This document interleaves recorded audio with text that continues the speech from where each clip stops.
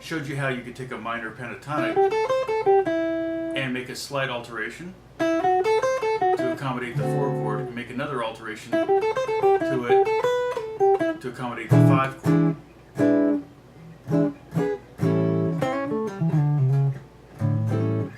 So now what I want to do is I just want to talk about the 3 Mixolydian scales that we can use to play over those 3 chords.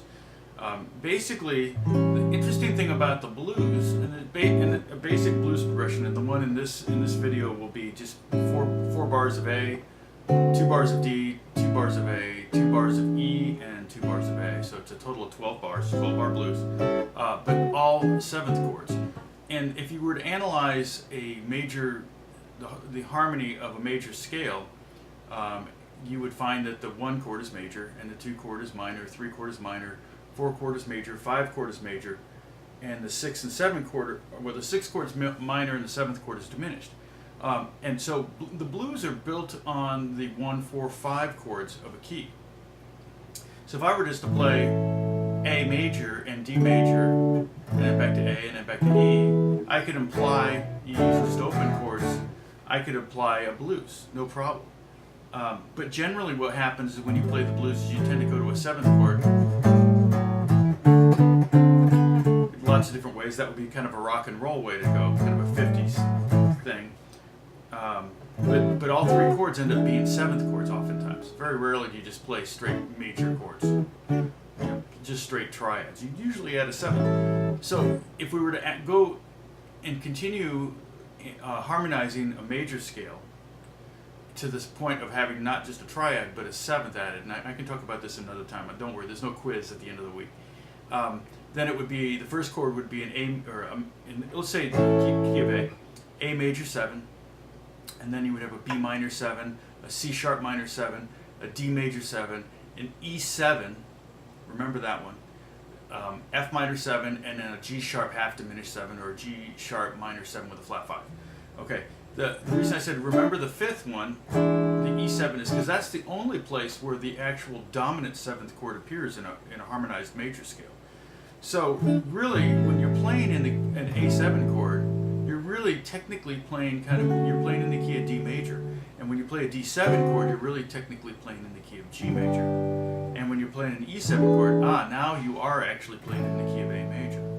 So the weird thing is that these 7th chords kind of imply other tonalities or other roots.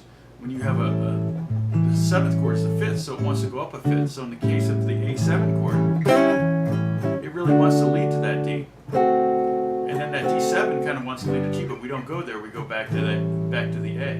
And then we go back up to the E. When we go up to the E, that kind of implies that we want to go back to the A. That's the only one that actually has the right leading harmony to get back to the A chord. So my point is that when you play a basic blues, when you play just the basic blues, you're in 3 different keys.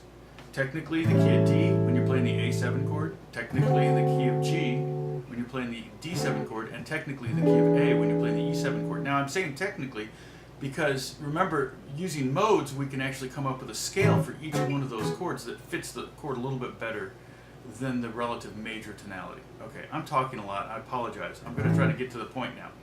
Okay, so what we want is a Mixolydian scale for each one of those. Mixolydian is the scale that is built on the 5th degree. So the A Mixolydian scale is a lot like A major, but when you get to the 7th, instead of playing a G sharp, you're going to play G natural. So here it is. I'm going to just play the first octave of it.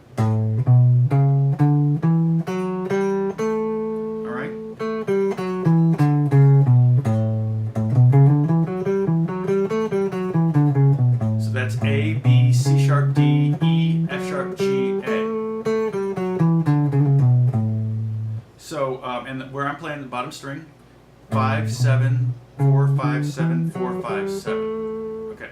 Now, real simple. That shape, if you can remember that with your fingers, kind of memorize that shape with your fingers. Just move it down a string, and there's your D Mixolydian.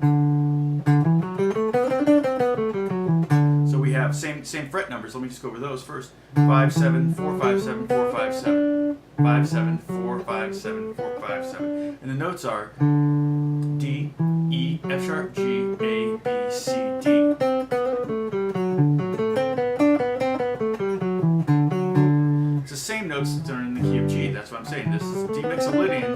is relative to G major, but D Mixolydian works great over the D7 chord.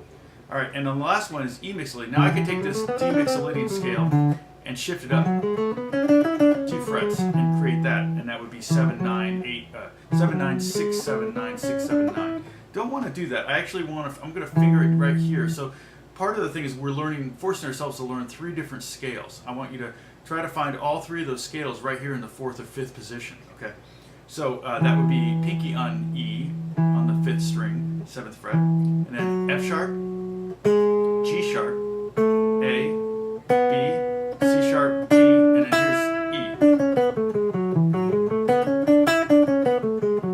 And there's our E Mixolydian. Okay, so A Mixolydian, get that one, D Mixolydian, and E Mixolydian. And when the chord changes to a D chord, then you play D Mixolydian.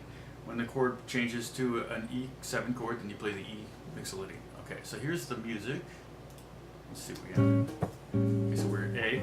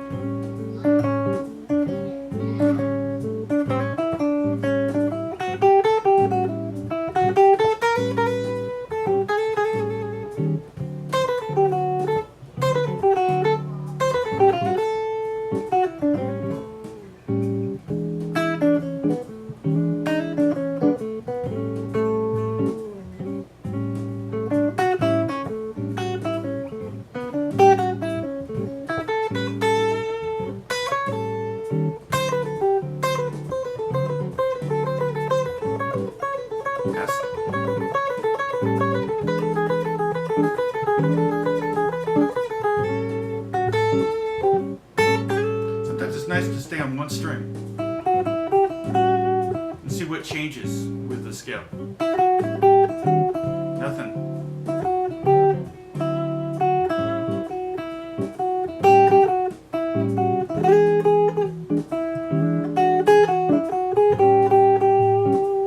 I like to point out the differences too between the scales.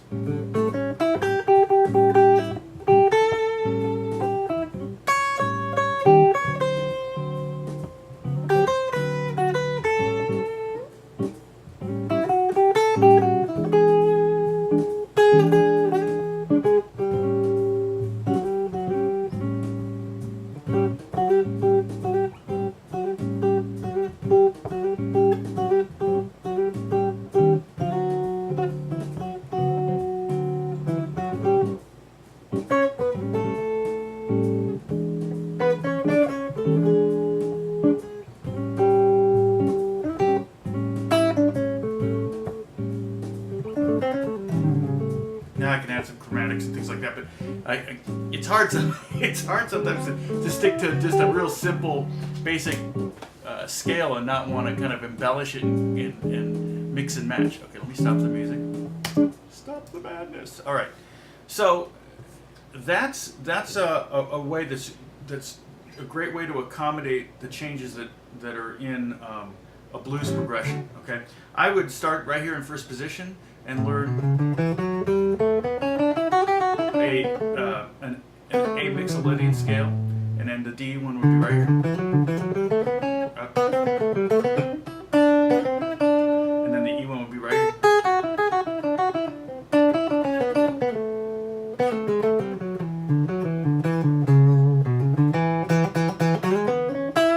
So you can learn the next position up, and basically you're talking about 2nd fret area, 4th and 5th fret area, 7th fret, 6th fret, 8th fret, somewhere in there, and then keep going up the neck and learn all this as you learn all the scales. And you could think the relative major. The problem with thinking of the relative major is that, like I said before, the A7 chord is in the key of D, and if I'm thinking D major, chances are I'm going to start playing a lot of D notes, And D notes are just going to sound a little weird over, like if I play the root of the chords. And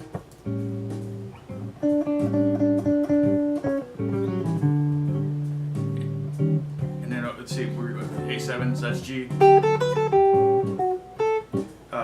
So if I'm thinking the relative major key, I'm going to end up with a lot of fourths that are going to sound kind of odd against the thirds of the chords.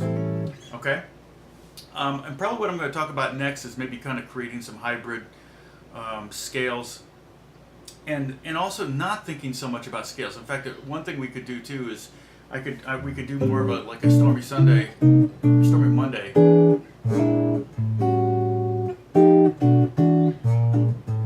Scale or chord progression that's a little bit more complex, a very jazzy kind of blues progression, and you could really play over each individual chord, but you're probably not going to end up playing anything that sounds particularly bluesy if you do that. It's better just to go ahead and kind of forget the complexity of the chord progression and just play basic scale or basic blues kind of stuff, and that'll end up with a better byproduct ultimately. Okay, I hope this helps, and we'll talk some more about this plain jazz blues stuff.